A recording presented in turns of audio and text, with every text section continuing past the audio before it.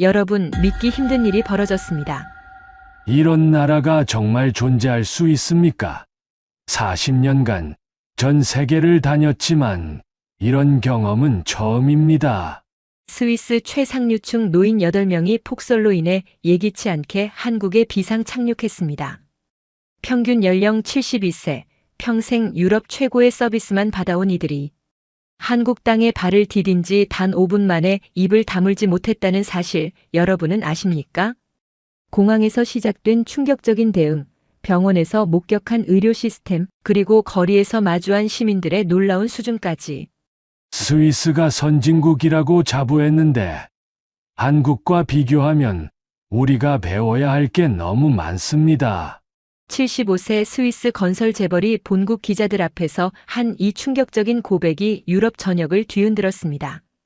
도대체 한국에서 무엇을 보았기에 평생 유럽 우월주의를 고수하던 이들이 이런 말까지 하게 된 걸까요? 12년 경력의 독일인 승무원이 직접 목격한 그 놀라운 4일간의 기록, 지금 바로 들어보겠습니다. 시작에 앞서 좋아요와 구독 눌러주시면 한국의 더 많은 이야기를 소개하는 데에 큰 힘이 됩니다. 안녕하세요. 저는 루프트한자 항공에서 12년간 근무하고 있는 승무원 마르쿠스 슈미트입니다. 독일 프랑크푸르트를 기점으로 세계 곳곳을 오가며 수많은 승객을 모셔왔지만 작년 겨울 인천공항에서 겪은 일만큼 제 마음을 흔든 경험은 없었습니다. 그날의 기억은 지금도 생생합니다. 그날 저희 비행기에 탑승하신 분들은 스위스에서 오신 특별한 승객들이었습니다. 취리히의 건설 재벌 한스 베버 회장님을 비롯해 제네바 금융업계의 거물, 부동산 그룹 회장 등 모두 8분이셨습니다. 연세는 68세에서 76세 사이였고 매년 겨울마다 함께 일본으로 골프 여행을 떠나신다고 하더군요. 20년 넘게 이어온 전통이라며 자랑스러워 하시는 모습이 인상적이었습니다. 원래 목적지는 일본 삿포로였습니다. 홋카이도의 유명 골프장에서 일주일을 보낼 예정이었죠. 평소 유럽 단거리 노선만 주로 담당하던 저에게는 이런 장거리 전세기 근무가 처음이라 긴장도 되고 설레기도 했습니다. 승객분들 대부분이 개인 제트기를 소유하고 계신 분들이라 상업 항공편 이용 자체가 드문 일이라고 하셨습니다. 출발은 순조로웠습니다. 프랑크푸르트를 이륙해 러시아 상공을 지나는 동안 승객분들은 편안하게 대화를 나누셨습니다. 이번 여행에 대한 기대감으로 표정들이 밝으셨지요. 특히 한스 회장님께서는 20년 전 처음 시작한 이 모임이 이제는 인생에서 가장 소중한 연례 행사가 되었다며 흐뭇해하셨습니다. 문제는 일본 열도에 접근하면서 시작되었습니다. 관제탑에서 긴급 연락이 왔습니다. 강력한 폭설을 동반한 저기압이 홋카이도를 덮치면서 삿포로 공항이 폐쇄되었다는 소식이었습니다. 도쿄의 나리타 공항도 기상 악화로 착륙이 불가능한 상황이었습니다. 기장과 부기장이 급히 회의를 거쳐 대체 공항을 물색했습니다. 여러 선택지를 검토한 끝에 가장 안전하고 확실한 곳이 인천국제공항이라는 결론이 났습니다. 승객분들께 상황을 설명드리자 당황하시는 기색이 역력했습니다. 대부분 한국에 대해서는 삼성 정도만 아시는 수준이었습니다. 일본 문화는 익숙하셨지만 한국은 단순히 일본 옆 나라 정도로만 인식하고 계셨던 거죠. 몇 분은 북한과 혼동하시며 안전한지 걱정스러워하기도 하셨습니다. 저희 승무원들도 긴장하기 시작했습니다. 갑작스러운 목적지 변경에 따른 각종 절차와 이렇게 귀하신 분들을 모시고 있는 상황에서 혹시라도 불편을 드릴까봐 마음이 무거웠습니다. 그런데 인천공항에 접근하면서부터 예상과는 전혀 다른 상황이 펼쳐졌습니다. 관제탑과의 교신에서부터 차이를 느낄 수 있었습니다. 정확한 유도와 함께 전세기 승객들을 위한 특별 프로토콜을 즉시 가동한다는 안내가 나왔습니다. 심지어 독일어가 가능한 지상 직원까지 대기시켜 놓겠다고 했습니다. 이런 신속한 대응은 프랑크푸르트나 뮌헨 공항에서도 쉽게 볼 수 없는 수준이었습니다. 보통 이런 돌발 상황에서는 최소한의 지원만 받게 되는데 인천공항의 대응은 차원이 달랐던 거예요. 착륙 과정도 인상적이었습니다. 활주로 상태가 완벽했고 지상 관제 유도도 정확했습니다. 게이트까지의 이동 경로도 미리 확보되어 있었죠. 마치 예정된 운항처럼 모든 것이 체계적으로 준비되어 있었습니다. 하지만 진짜 놀라움은 공항 터미널에 들어서면서부터 시작되었습니다. 입국 수속을 위해 이민청으로 향하는 과정에서 공항 직원들의 대응을 보며 깜짝 놀랐습니다. 갑작스럽게 입국하게 된 외국인 단체임에도 전혀 당황하지 않았습니다. 오히려 미리 준비라도 한 듯 체계적으로 안내해 주더군요. 무릎이 불편하신 분을 위해 휠체어가 즉석에서 준비되었고 별도 동선까지 마련해 주었습니다. 가장 놀라운 건 통역 서비스였습니다. 정말로 독일어가 가능한 직원이 배치되었고 승객분들의 상황을 자세히 파악해 최적의 도움을 제공했습니다. 한스 회장님께서는 취리히 공항에서도 이런 수준의 외국어 지원을 받기 어렵다며 연신 고개를 끄덕이셨습니다. 특히 연세 드신 분들의 특성을 고려해 천천히 정중하게 설명해주는 모습에 깊은 인상을 받으셨다고 하셨습니다. 수속 과정도 신속했습니다. 예상했던 복잡한 절차나 대기 시간 없이 모든 것이 원활하게 처리되었습니다. 각종 서류 작업도 직원들이 친절하게 도와주어 언어 장벽으로 인한 불편함이 전혀 없었습니다. 심지어 일본 골프장과의 연락까지 도와주겠다고 제안했습니다. 임시 체류를 위한 숙소 안내도 완벽했습니다. 서울 시내의 여러 호텔들을 추천해 주면서 각각의 특징과 위치를 상세히 설명해 주었습니다. 골프를 좋아하시는 분들을 위해 서울 근교 골프장 정보까지 제공해 주는 세심함이었습니다. 공항을 빠져나오면서 한스 회장님께서 제게 하신 말씀이 지금도 기억에 남습니다. 40년간 전 세계를 다니며 공항을 이용해 봤지만 이렇게 완벽한 위기 대응은 처음이라고 하셨습니다. 예상치 못한 상황에서도 승객들이 전혀 불안해하지 않도록 모든 것을 준비해 놓은 시스템에 깊은 인상을 받으셨다고 하셨습니다. 공항에서 호텔로 향하는 버스 안에서 승객분들의 대화를 들으며 저도 한국이라는 나라에 대해 새로운 관심을 갖게 되었습니다. 그때만 해도 앞으로 며칠 동안 이분들이 겪게 될 놀라운 경험들이 얼마나 충격적일지 전혀 예상하지 못했습니다. 호텔로 향하는 길에서 첫 번째 놀라움이 시작되었습니다.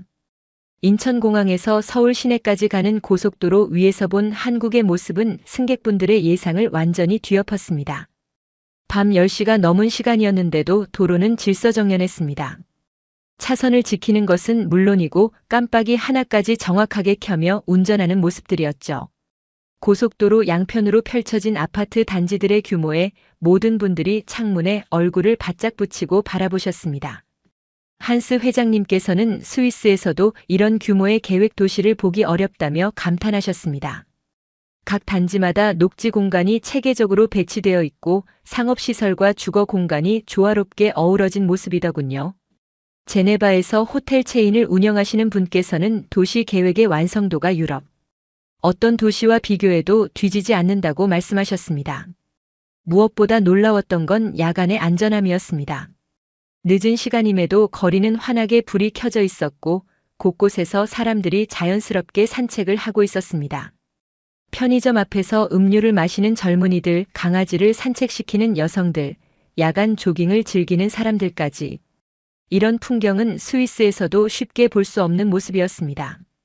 바젤에서 제약회사를 운영하시는 분께서는 이런 안전한 야간 환경이 정말 놀랍다며 연신 고개를 끄덕이셨습니다. 유럽의 대도시들은 밤이 되면 거리가 한산해지고 특히 여성들은 혼자 다니기를 꺼리는데 한국은 완전히 달랐던 거예요.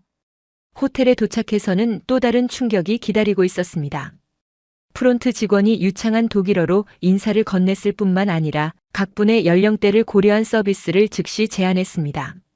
무릎이 불편하신 분들을 위해 저층 객실을 배정하고 욕실에 안전 손잡이가 설치된 방을 준비했다고 안내하더군요. 가장 인상적이었던 건 컨시어지 서비스였습니다. 갑작스럽게 한국에 머물게 된 상황임에도 다음 날부터의 일정을 즉석에서 제안해 주었습니다. 골프를 좋아하시는 분들을 위해서는 서울 근교의 골프장을, 문화에 관심 있으신 분들을 위해서는 궁궐과 박물관 투어를 추천했습니다. 심지어 각 장소의 특징과 이동시간, 예상 비용까지 상세히 설명해 주었습니다. 객실로 올라가는 엘리베이터 안에서 승객분들의 표정을 보며 저는 한국에 대한 인식이 빠르게 변하고 있다는 걸 느낄 수 있었습니다. 처음 공항에서 보였던 걱정스러운 표정은 온데간데 없었고 오히려 호기심과 기대감으로 가득 찬 모습이었습니다. 다음 날 아침 호텔 조식장에서 세 번째 놀라움이 이어졌습니다. 유럽식 조식은 물론이고 각국의 음식까지 다양하게 준비되어 있었습니다. 특히 연세 많으신 분들의 소화를 고려한 부드러운 음식들이 눈에 띄었습니다. 빵도 딱딱한 것과 부드러운 것을 구분해 놓았고 과일도 먹기 좋게 작게 썰어 놓았더군요. 식당 직원들의 서비스도 놀라웠습니다.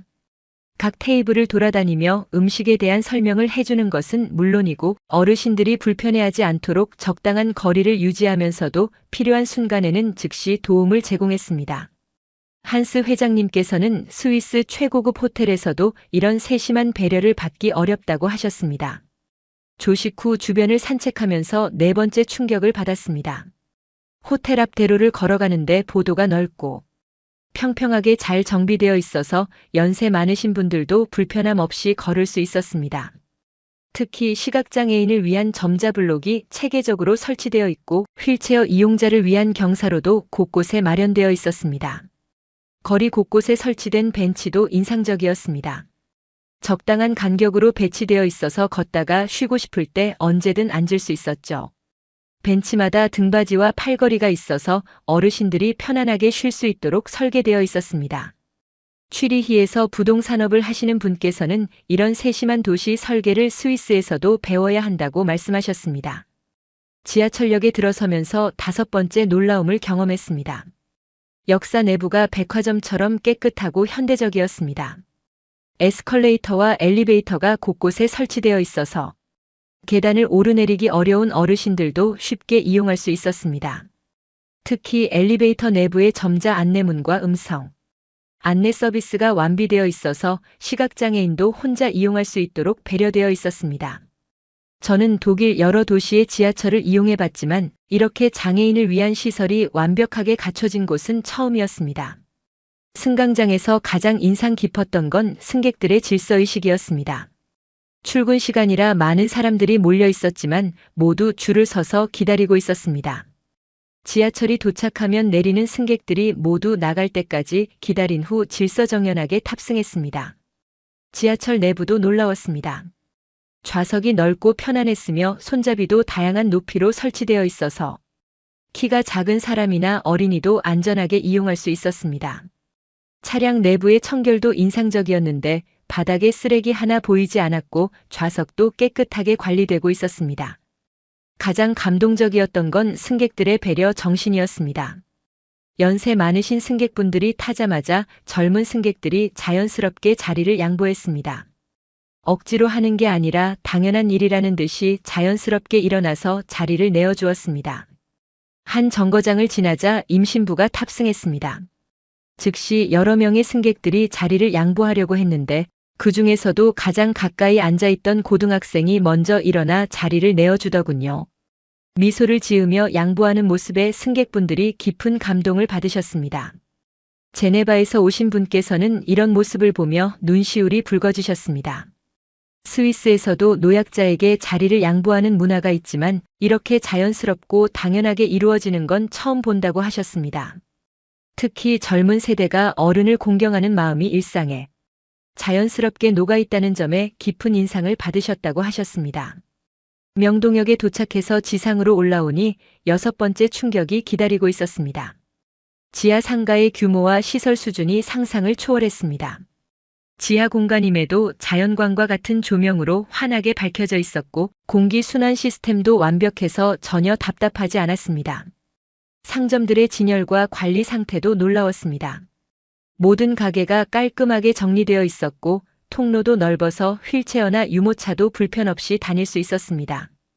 특히 각 점포의 직원들이 외국인인 저희를 보고도 전혀 어색해하지 않으며 친절하게 응대해주는 모습이 인상적이었습니다. 지하 상가에서 지상으로 연결되는 출입구도 체계적으로 설계되어 있었습니다.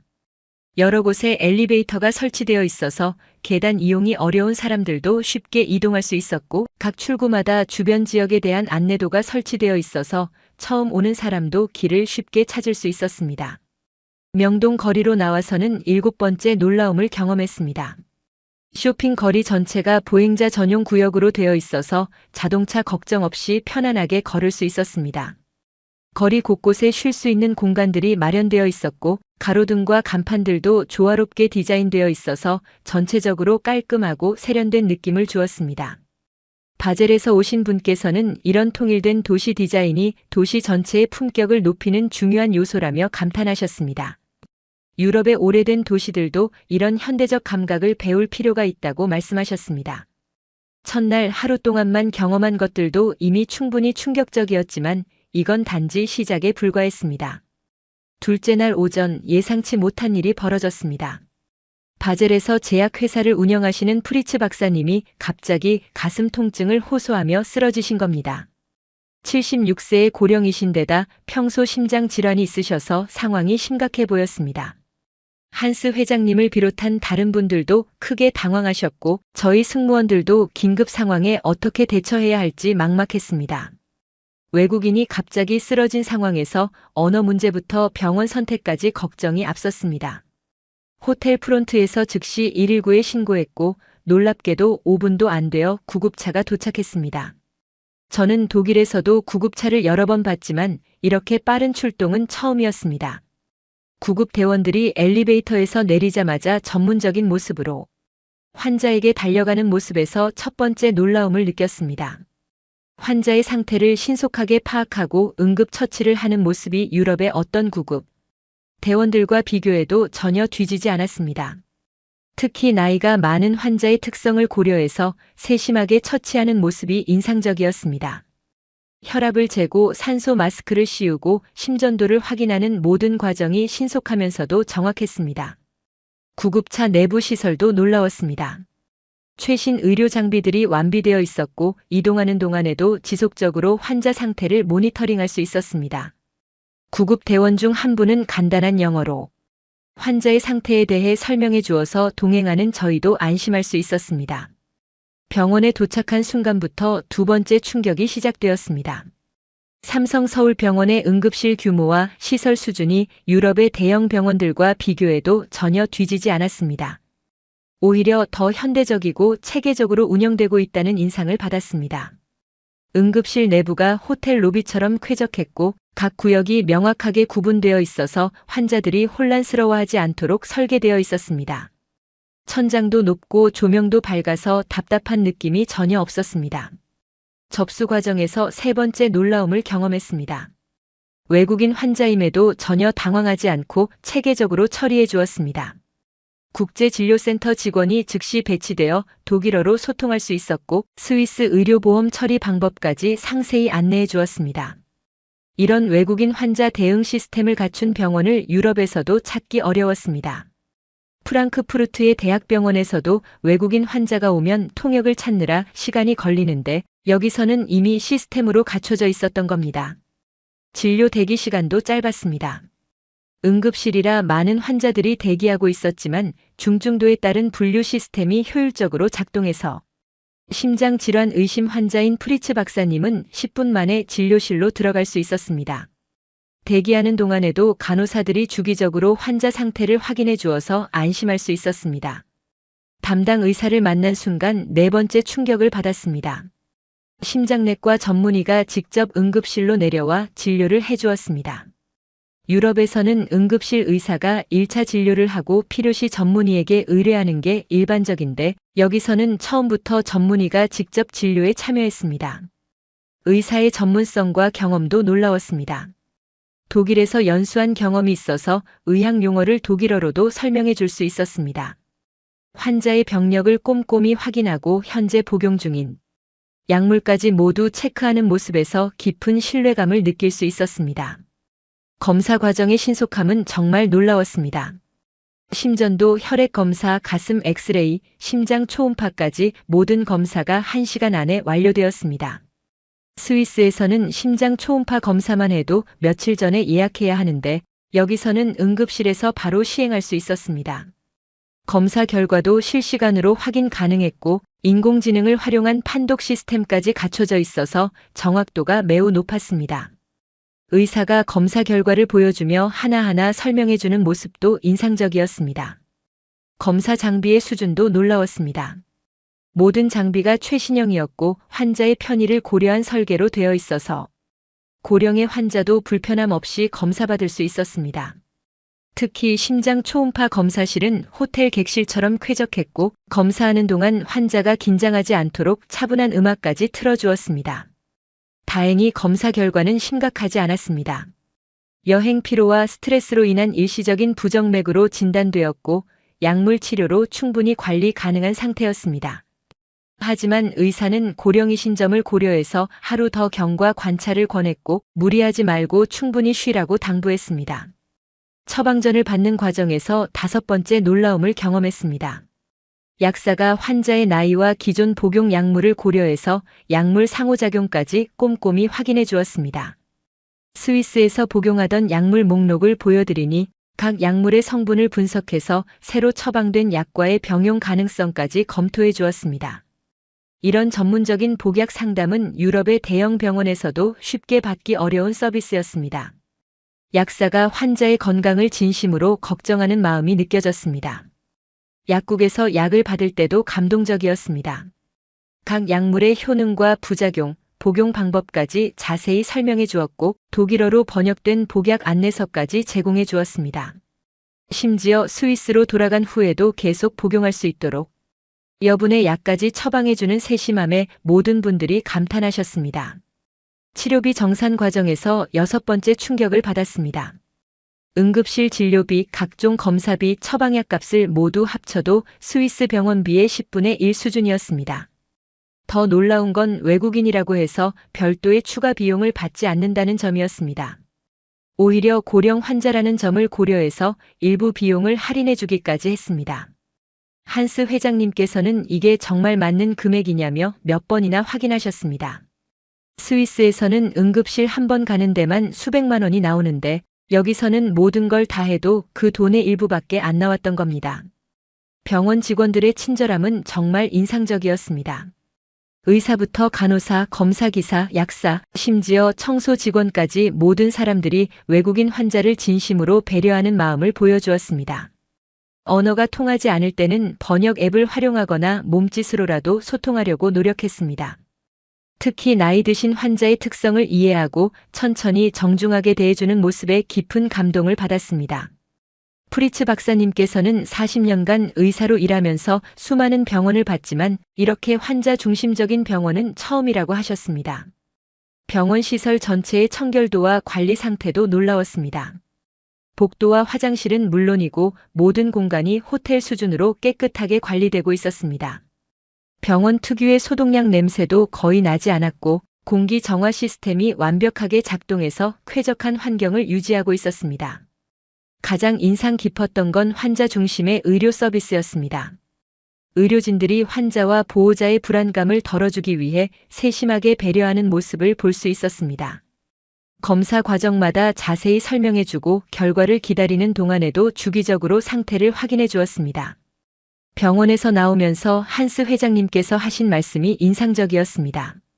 스위스에도 훌륭한 병원들이 많지만 이런 수준의 종합적인 의료 서비스를 받기는 어렵다고 하셨습니다. 특히 외국인 환자에 대한 배려와 합리적인 비용 구조는 스위스가 배워야 할 부분이라고 말씀하셨습니다. 프리츠 박사님도 건강을 되찾으신 건 물론이고 한국 의료진들의 전문성과 인간적인 따뜻함에 깊은 감사를 표하셨습니다. 병원에서의 경험 이후 모든 분들의 한국에 대한 인식이 완전히 달라졌습니다. 셋째 날 오전 본격적으로 서울 시내를 둘러보기로 했습니다. 지하철 2호선을 이용해서 여러 지역을 돌아보는 일정이었는데 이날의 경험들은 그야말로 연속된 감동의 연속이었습니다. 강남역에서 지하철에 탑승하면서 첫 번째 놀라움을 경험했습니다. 출근 시간대라 많은 승객들이 몰려 있었지만 모든 사람들이 질서정연하게 줄을 서서 기다리고 있었습니다. 지하철이 도착하자 승강장 양쪽으로 길을 열어주어 내리는 승객들이 먼저 나갈 수 있도록 배려했습니다. 이런 자발적인 질서 의식은 스위스에서도 쉽게 보기 어려운 수준이었습니다. 유럽의 대도시들도 출퇴근 시간에는 사람들이 서로 밀치며 타는 경우가 많은데 여기서는 그런 모습을 전혀 찾아볼 수 없었습니다. 지하철 내부에서 두 번째 충격을 받았습니다. 휠체어를 탄 승객이 탑승하자 역무원이 나와서 안전하게 승하차할 수 있도록 도와주었고 다른 승객들도 자연스럽게 공간을 만들어 주었습니다. 누군가의 지시를 받은 것도 아닌데 모든 사람들이 자발적으로 협조하는 모습이었습니다.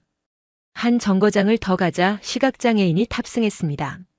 흰 지팡이를 들고 조심스럽게 들어오시는데 젊은 남성이 자연스럽게 다가가 자리까지 안내해드렸습니다. 그리고 본인이 앉아있던 자리를 양보하고는 손잡이를 잡고 서 있더군요. 이런 모습들을 보며 승객분들이 깊은 감동을 받으셨습니다. 제네바에서 오신 분께서는 이런 시민의식이야말로 진정한 선진국의 증거라고 말씀하셨습니다. 법으로 강제하는 게 아니라 자연스럽게 몸에 배어있는 배려 문화가 정말 놀랍다고 하셨습니다.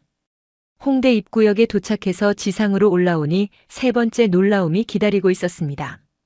대학가의 활기찬 분위기 속에서도 질서가 잘 지켜지고 있었습니다. 거리 공연을 하는 젊은이들과 그들을 둘러싸고 구경하는 사람들 사이에도 적절한 거리와 예의가 유지되고 있었습니다. 가장 인상 깊었던 건 거리 청소 상태였습니다. 수많은 사람들이 오가는 번화가임에도 바닥에 쓰레기가 거의 보이지 않았습니다. 사람들이 쓰레기를 함부로 버리지 않는 것은 물론이고 혹시 떨어진 쓰레기가 있으면 지나가던 시민들이 자연스럽게 주워서 쓰레기통에 버리는 모습까지 볼 수 있었습니다. 한스 회장님께서는 이런 시민의식 수준이 정말 놀랍다고 하셨습니다. 스위스도 깨끗한 나라로 유명하지만 그건 청소 인력이 많기 때문이지. 시민들의 자발적인 참여로 이루어지는 건 아니라고 하셨습니다. 카페에서 잠시 쉬면서 네 번째 충격을 받았습니다. 연세 많으신 분들이 계시다는 걸 알고 직원이 가장 편안한 자리로 안내해 주었습니다. 계단이 없는 평평한 곳이면서도 화장실과 가까운 자리였죠.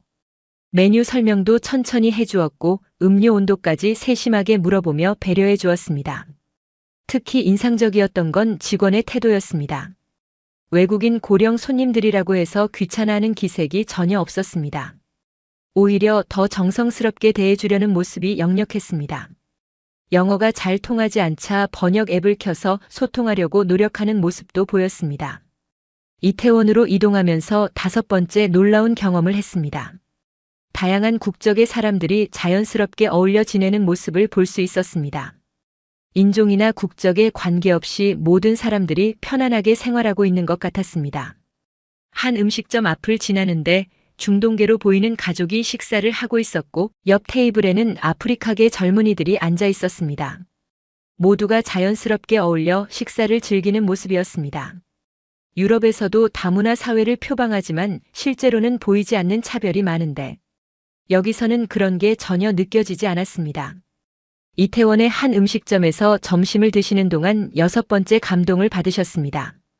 사장님이 직접 나와서 스위스에서 오신 손님들이라며 특별히 신경 써서 음식을 준비해 주겠다고 하셨습니다.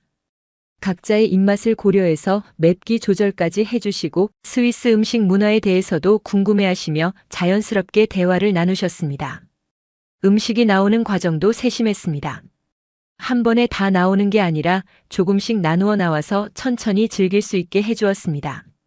각 음식마다 어떤 재료로 만들었는지 어떻게 먹으면 좋은지까지 상세히 설명해 주셨습니다. 명동으로 돌아오는 길에 일곱 번째 놀라운 장면을 목격했습니다. 횡단보도에서 시각장애인이 길을 건너려고 하자 지나가던 시민이 자연스럽게 다가가서 도움을 드렸습니다. 그분은 시각장애인의 팔을 조심스럽게 잡고 신호등 소리를 들려주시며 안전하게 길을 건널 수 있도록 도와드렸습니다. 건너편에 도착한 후에도 목적지까지 가는 방향을 알려드리고 천천히 걸어가시는 모습을 확인한 후에야 자기 길을 가더군요. 이 모든 과정이 너무나 자연스러웠습니다. 마치 가족을 돕듯이 당연하게 행동하는 모습이었습니다. 취리히에서 오신 분께서는 이 장면을 보고 눈물을 글썽이셨습니다. 유럽에서도 이런 도움을 주는 사람들이 있지만 이렇게 자연스럽고 따뜻하게 이루어지는 건 처음 본다고 하셨습니다. 특히 젊은 세대가 이런 마음을 가지고 있다는 게 정말 놀랍다고 말씀하셨습니다. 그날 오후 남산타워를 올라가는 케이블카에서 여덟 번째 감동을 받으셨습니다. 케이블카 직원이 연세 많으신 분들이 안전하게 탑승할 수 있도록 특별히 신경 써주었습니다. 탑승 시간도 충분히 주었고 운행 중에도 서울 전망에 대해 친절하게 설명해 주었습니다. 남산타워에서 바라본 서울의 전경은 그야말로 장관이었습니다. 질서정연하게 뻗어있는 도로와 한강을 중심으로 펼쳐진 도시의 모습에 모든 분들이 탄성을 지르셨습니다. 특히 밤이 되면서 불빛들이 하나씩 켜지는 모습은 마치 살아있는 예술품 같았습니다. 제네바에서 오신 분께서는 제네바 야경보다 더 아름답다며 연신 사진을 찍으셨습니다. 도시의 규모도 놀랍지만 이렇게 큰 도시가 질서정연하게 운영되고 있다는 게 더 놀랍다고 하셨습니다. 타워에서 내려와 명동 거리로 돌아오는 길에 9번째 놀라운 장면을 목격했습니다. 늦은 저녁 시간인데도 거리에 여성들이 혼자서 자연스럽게 다니고 있었습니다. 쇼핑을 하거나 친구들과 만나러 가거나 직장에서 늦게 퇴근하는 여성들까지 모두 불안해하지 않고 편안하게 거리를 이용하고 있었습니다. 편의점에 들러 간단한 걸 사면서 10번째 감동을 받았습니다. 20대 초반으로 보이는 여성 직원이 밤 11시가 넘은 시간에 혼자 일하고 있었는데 전혀 불안해하지 않는 모습이었습니다. 저희가 외국인이라는 걸 알고 더욱 친절하게 응대해 주었고 한국 과자 중에서 어르신들 입맛에 맞을 만한 것들을 추천해 주기까지 했습니다. 바젤에서 오신 분께서는 이런 안전한 야간 환경이 정말 놀랍다고 하셨습니다. 유럽의 대도시들은 밤이 되면 여성들이 혼자 다니기를 꺼리는데 여기서는 완전히 다른 문화가 자리 잡고 있다고 말씀하셨습니다. 호텔로 돌아가는 마지막 길에서 가장 인상 깊은 장면을 보게 되었습니다. 지하철 마지막 차 시간이라 많은 사람들이 몰려 있었는데 연세 많으신 분들이 계시다는 걸 알고 젊은 승객들이 자연스럽게 배려해 주었습니다. 엘리베이터에서도 먼저 타시도록 양보해드리고 계단에서는 천천히 올라가실 수 있도록 옆에서 도움을 드리는 시민들의 모습을 볼 수 있었습니다. 이 모든 게 너무나 자연스러웠습니다. 누가 시켜서 하는 게 아니라 당연한 일이라는 듯이 행동하는 모습들이었습니다. 넷째 날은 본격적인 쇼핑과 문화체험의 날이었습니다. 롯데월드 타워와 코엑스몰을 중심으로 한국의 현대적 상업 문화를 경험해보는 일정이었는데 이날의 경험들은 스위스 상류층분들의 쇼핑에 대한 개념을 완전히 바꿔놓았습니다. 롯데월드 타워에 도착한 순간부터 첫 번째 압도적인 충격을 받으셨습니다. 건물의 규모와 웅장함이 스위스 어떤 건물과도 비교할 수 없을 정도였습니다. 하지만 단순히 크기만의 문제가 아니었습니다. 건물 전체의 디자인과 주변 경관과의 조화, 그리고 내부 시설의 완성도가 놀라웠습니다. 한스 회장님께서는 건축학적으로도 최고 수준이라며 감탄하셨습니다. 스위스에도 높은 건물들이 있지만 이렇게 현대적이면서도 세련된 디자인은 보기 드물다고 하셨습니다. 엘리베이터를 타고 전망대로 올라가는 과정에서 두 번째 놀라움을 경험했습니다. 초고속 엘리베이터의 속도와 승차감이 세계 최고 수준이었습니다. 귀가 멍해지지 않도록 기압 조절 시스템도 완벽했고 엘리베이터 내부 디스플레이로 실시간 높이와 서울 전경을 볼 수 있어서 지루하지 않았습니다. 전망대에서 바라본 서울의 전경은 그야말로 숨이 멎을 정도였습니다. 한강을 중심으로 펼쳐진 도시의 모습과 멀리 보이는 산들의 조화가 완벽했습니다. 특히 도시 계획의 체계성에 모든 분들이 놀라워하셨습니다. 취리히에서 오신 분께서는 이런 규모의 도시가 이렇게 질서정연하게 운영되고 있다는 게 믿기지 않는다고 하셨습니다. 유럽의 대도시들은 오랜 역사를 가지고 있지만 오히려 그 때문에 도시 구조가 복잡하고 비효율적인데 서울은 현대적 계획으로 건설되어 훨씬 효율적이라고 평가하셨습니다. 쇼핑몰 층으로 내려와서 세 번째 충격을 받았습니다. 각 브랜드 매장들의 규모와 진열 상태가 파리나 밀라노의 명품 거리와 비교해도 전혀 뒤지지 않았습니다. 오히려 더 현대적이고 세련된 느낌이었습니다. 특히 한국 브랜드들의 완성도에 놀라셨습니다. 유럽 명품들과 나란히 진열되어 있어도 전혀 어색하지 않을 정도였습니다. 디자인, 품질, 매장 인테리어까지 모든 면에서 세계 최고 수준이었습니다. 명품 매장에서 네 번째 놀라운 경험을 했습니다. 직원들의 서비스 수준이 스위스 최고급 백화점을 능가했습니다. 고객 한 분 한 분에게 전담 직원이 배정되어 개인 맞춤형 서비스를 제공했습니다. 단순히 물건을 파는 게 아니라 고객의 취향과 라이프 스타일을 파악해서 최적의 제품을 제안해 주었습니다. 바젤에서 오신 분께서 시계를 보고 계시자 직원이 다가와 스위스 시계에 대한 깊은 이해를 바탕으로 여러 브랜드의 특징을 설명해 주더군요. 가장 인상적이었던 건 애프터 서비스였습니다. 구입한 제품의 관리 방법부터 스위스로 배송하는 방법까지 모든 걸 세심하게 안내해 주었습니다. 심지어 스위스 현지에서 수선이나 관리가 필요할 때 연락할 수 있는 서비스 센터까지 안내해주는 완벽함이었습니다. 코엑스몰로 이동해서 5번째 충격을 받았습니다. 지하에 이런 거대한 쇼핑몰이 있다는 것 자체가 놀라웠는데 자연광과 같은 조명 시스템과 완벽한 공기순환으로 지하에 있다는 느낌을 전혀 받을 수 없었습니다.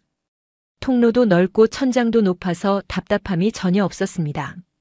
제네바에서 오신 분께서는 이런 지하 공간 활용 기술이 정말 놀랍다고 하셨습니다. 유럽에도 지하 쇼핑몰이 있지만 이렇게 쾌적하게 만들어진 곳은 처음이라고 하셨습니다. 서점에 들른 게 6번째 큰 감동이었습니다. 교보문고의 규모와 시설에 모든 분들이 놀라워하셨습니다.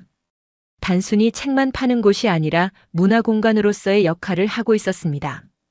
독서할 수 있는 편안한 공간들이 곳곳에 마련되어 있었고 다양한 문화 행사들이 열리는 공간도 있었습니다. 특히 외국 도서 코너의 충실함에 놀라셨습니다.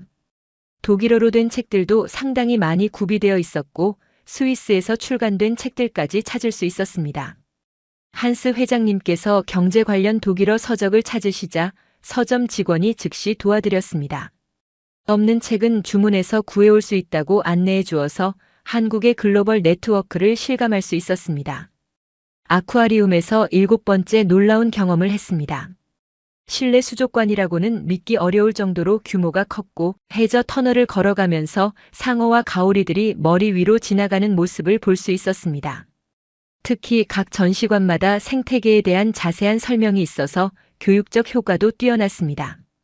단순히 구경거리가 아니라 해양 생태계를 이해하고 보호하는 의식을 높이는 공간이었습니다. 연세 많으신 분들을 위한 배려도 완벽했습니다. 곳곳에 휴식 공간이 마련되어 있었고 휠체어 대여 서비스도 제공되었습니다. 직원들도 어르신들이 불편하지 않도록 천천히 안내해 주었고 사진 촬영까지 도와드리는 세심함을 보여주었습니다. 저녁 식사를 위해 찾은 한식당에서 8번째 큰 감동을 받으셨습니다. 궁중요리 전문점이었는데 단순히 맛있는 음식을 내놓는 게 아니라 한국의 전통 문화를 함께 체험할 수 있도록 구성되어 있었습니다. 각 요리마다 역사적 배경과 조리법을 설명해 주어서 음식을 통해 한국 문화를 이해할 수 있었습니다. 식당 내부 인테리어도 전통과 현대가 조화를 이룬 세련된 공간이었습니다. 한국 전통 가구와 현대적 조명이 어우러져 격조 높은 분위기를 연출했습니다. 가장 인상적이었던 건 셰프가 직접 나와서 요리에 대해 설명해 주신 것이었습니다.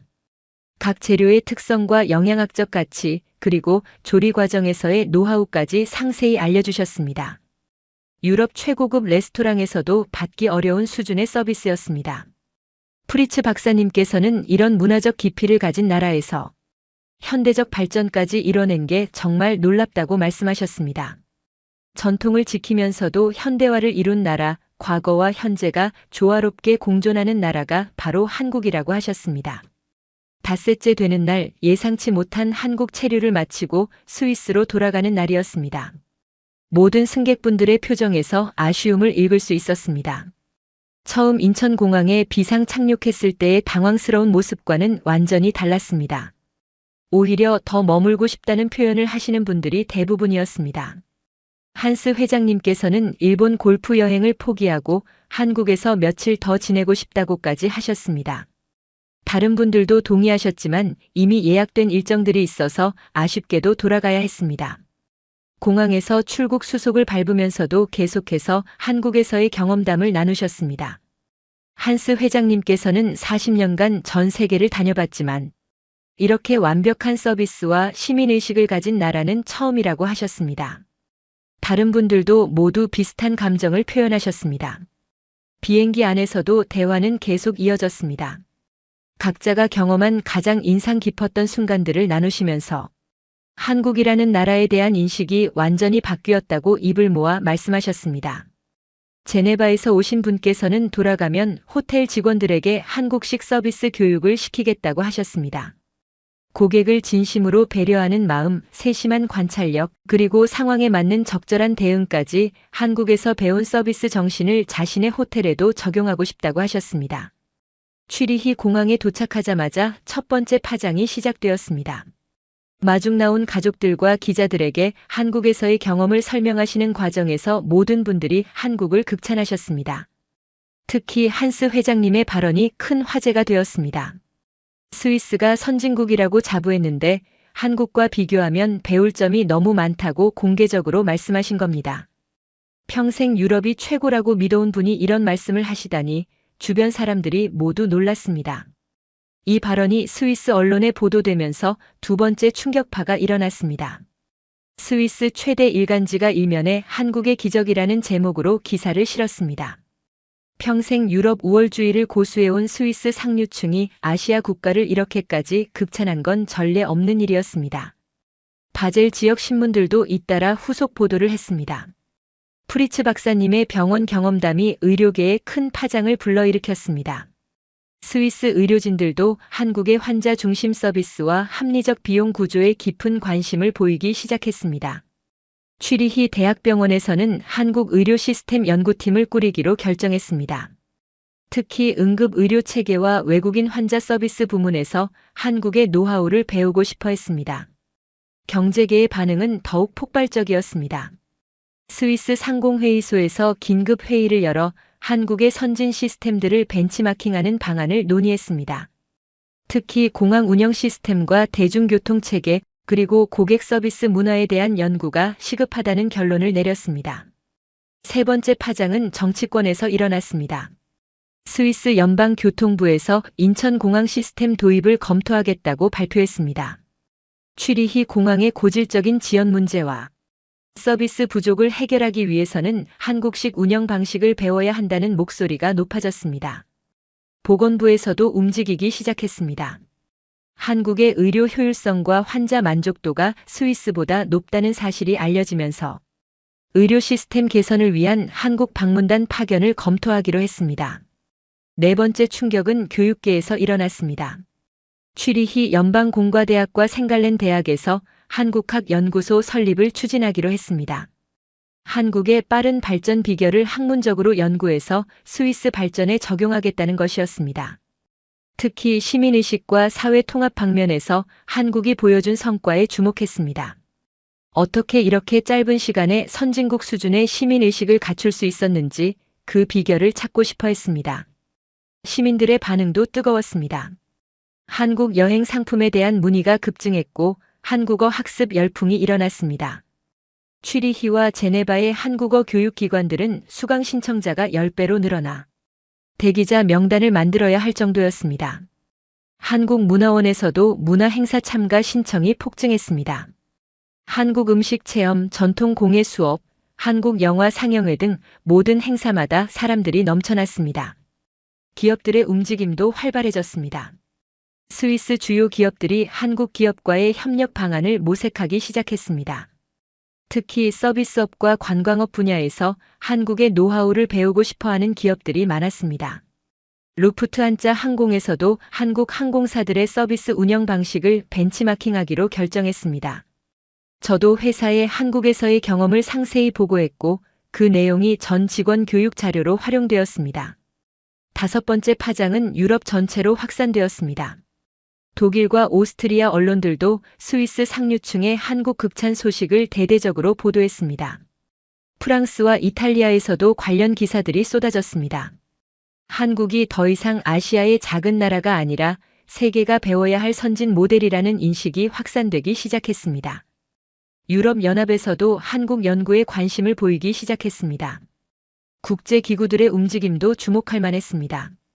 세계보건기구에서는 한국의 의료 접근성과 효율성을 전 세계에 확산시키는 방안을 검토했습니다. 국제민간 항공기구에서도 인천공항의 운영 모델을 국제표준으로 삼는 걸 고려하기 시작했습니다. 반년 후 스위스에서 한국 방문단이 파견되었습니다. 정부 관료들과 기업 경영진들로 구성된 대규모 시찰단이 한국의 선진 시스템들을 직접 체험하고 학습하기 위해 방문했습니다. 저도 그 방문단의 통역과 안내를 맡게 되어 다시 한국을 방문할 수 있었습니다. 그때 그 승객분들 중 몇 분도 방문단에 포함되어 계셨습니다. 한스 회장님과 프리츠 박사님께서 직접 안내를 맡아주셨습니다. 방문단은 2주 동안 한국의 여러 시설들을 둘러봤습니다. 인천공항의 운영 시스템, 서울시의 대중교통 체계, 주요 병원들의 의료 서비스, 백화점과 호텔의 고객 서비스까지 모든 분야를 상세히 조사했습니다. 특히 인상적이었던 건 시민의식에 대한 연구였습니다. 어떻게 이런 높은 수준의 시민의식을 갖출 수 있었는지 교육 시스템부터 사회 문화까지 깊이 있게 분석했습니다. 방문단이 가장 관심을 보인 건 어르신들에 대한 배려 문화였습니다.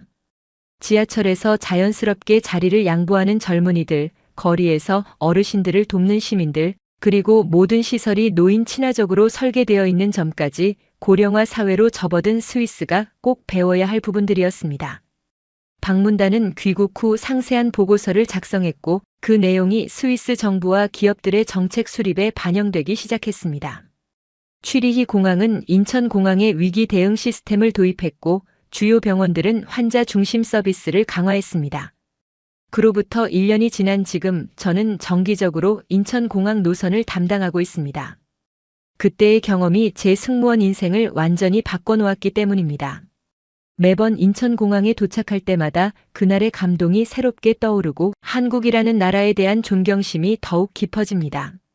가장 놀라운 변화는 승객들의 반응입니다. 예전에는 인천공항 경유를 불편해하는 승객들이 많았는데 이제는 오히려 인천공항을 체험해보고 싶어하는 승객들이 늘었습니다. 특히 유럽 승객들 사이에서 한국에 대한 관심이 폭발적으로 증가했습니다. 루프트한자 항공 내부에서도 큰 변화가 있었습니다. 한국 항공사들의 서비스 매뉴얼을 연구해서 자체 서비스 개선에 적용하기 시작했습니다. 특히 고령 승객과 장애인 승객에 대한 배려 서비스를 대폭 강화했습니다. 승무원 교육 과정에도 한국식 서비스 마인드가 포함되었습니다. 고객을 진심으로 대하는 마음, 세심한 관찰력, 그리고 상황에 맞는 적절한 대응까지 한국에서 배운 것들이 우리 회사의 서비스 품질을 한 단계 끌어올렸습니다. 저 개인적으로도 많은 변화가 있었습니다. 한국어 공부를 시작해서 이제는 기본적인 의사소통이 가능합니다. 한국 승객들을 모실 때 간단한 한국어로 인사를 드리면 정말 좋아하시는 모습을 보며 보람을 느낍니다. 문화적 이해도 깊어져서 동양 문화 전반에 대한 관심도 생겼습니다.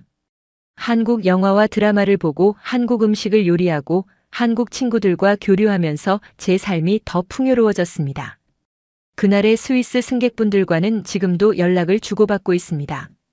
한스 회장님께서는 지난해 다시 한국을 방문하셨는데 이번에는 가족들과 함께 2주간 머물며 더 깊이 한국을 체험하셨습니다.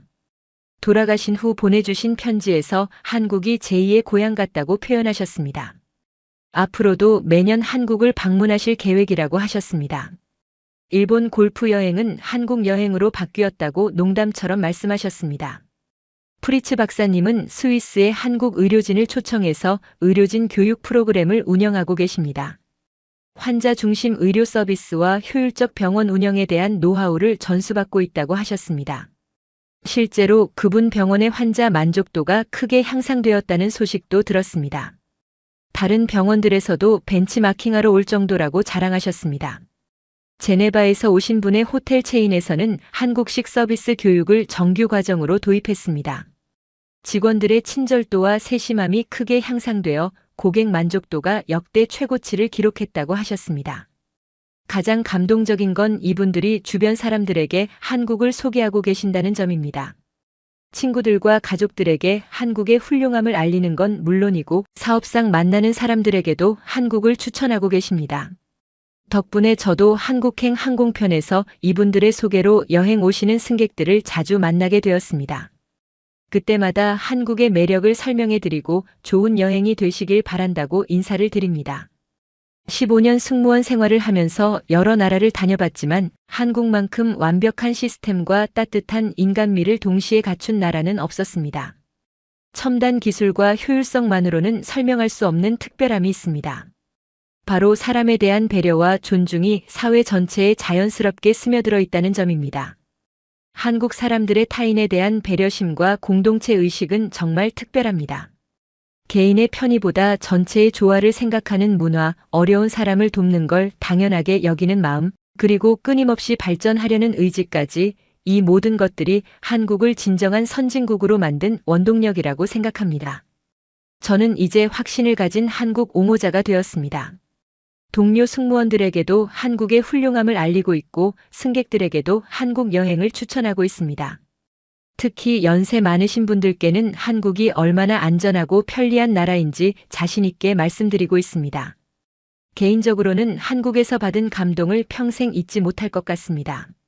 처음 비상 착륙했을 때의 당황스러움이 나흘 만에 깊은 감동으로 바뀐 경험은 제 인생에서 가장 소중한 기억 중 하나입니다. 한국 사람들의 따뜻한 마음과 배려심이 얼마나 큰 힘이 되는지 몸소 체험했습니다. 승무원으로서 전 세계를 다니면서 많은 것들을 보았지만 한국만큼 완벽한 조화를 이룬 나라는 없었습니다. 최첨단 기술과 전통 문화의 조화, 효율성과 인간미의 조화, 개인의 자유와 공동체 의식의 조화까지, 이 모든 것들이 자연스럽게 어우러진 사회입니다. 특히 어르신들에 대한 배려 문화는 정말 인상적입니다. 젊은 세대가 어른을 공경하는 게 자연스러운 일상이고 사회 전체가 고령자들이 편안하게 생활할 수 있도록 배려하고 있습니다. 이런 세대 간의 조화는 다른 나라에서는 찾아보기 어려운 한국만의 특별함입니다. 유럽에서는 세대 갈등이 점점 심해지고 있는데 한국에서는 서로를 존중하고 배려하는 문화가 살아 있습니다. 앞으로도 저는 한국과 유럽을 잇는 다리 역할을 하고 싶습니다. 더 많은 유럽 사람들이 한국의 진정한 모습을 알 수 있도록 도움이 되고 싶고 한국의 훌륭한 시스템들이 전 세계로 확산될 수 있도록 기여하고 싶습니다. 그날 폭설로 인한 비상 착륙이 저에게는 인생을 바꾼 최고의 선물이었습니다. 한국이라는 나라와 한국 사람들의 따뜻함을 알게 해준 소중한 경험이었습니다. 이 모든 경험을 통해 제가 깨달은 가장 중요한 건 진정한 선진국의 의미입니다. 높은 건물이나 첨단 기술만으로는 선진국이 될 수 없다는 걸 한국에서 배웠습니다. 진정한 선진국은 사람을 우선시하고 약자를 배려하며 모든 사람이 존중받을 수 있는 사회를 만드는 나라입니다. 한국은 바로 그런 나라였습니다. 경제 발전과 기술 혁신도 놀랍지만 그보다 더 인상적인 건 사람에 대한 따뜻한 마음이었습니다. 나이 드신 분들을 자연스럽게 도와드리고 외국인을 차별하지 않으며 어려운 사람들을 외면하지 않는 사회입니다. 이런 사회를 만든 게 한국의 가장 큰 성취라고 생각합니다. 저는 앞으로도 한국의 이런 모습들을 더 많은 사람들에게 알리고 싶습니다. 마지막으로 이 이야기를 듣고 계실 여러분께 말씀드리고 싶습니다. 기회가 되신다면 직접 한국을 방문해서 저와 스위스 승객분들이 경험한 그 감동을 함께 나누셨으면 좋겠습니다. 한국은 여러분을 따뜻하게 맞아줄 준비가 되어 있습니다. 안전하고 편리한 시설, 친절한 사람들, 그리고 무엇보다 따뜻한 마음이 여러분을 기다리고 있습니다. 저는 지금도 한국행 비행기에 탈 때마다 설렙니다. 다시 그 따뜻한 나라로 돌아간다는 생각에 마음이 벅차오릅니다. 앞으로도 계속 한국과 유럽을 오가며 두 대륙을 잇는 가교 역할을 하고 싶습니다. 이 이야기가 여러분께도 한국에 대한 새로운 관심을 불러일으키길 바랍니다. 감사합니다. 오늘 사연은 여기까지입니다. 스위스 상류층이 본 한국의 진짜 모습 스토리 어떠셨나요? 사연의 주인공에게 응원의 댓글을 남겨주세요. 지금까지 감동정거장에서 사연 전해드렸습니다. 사연이 마음에 드셨다면 좋아요와 구독 부탁드립니다. 시청해주셔서 감사합니다.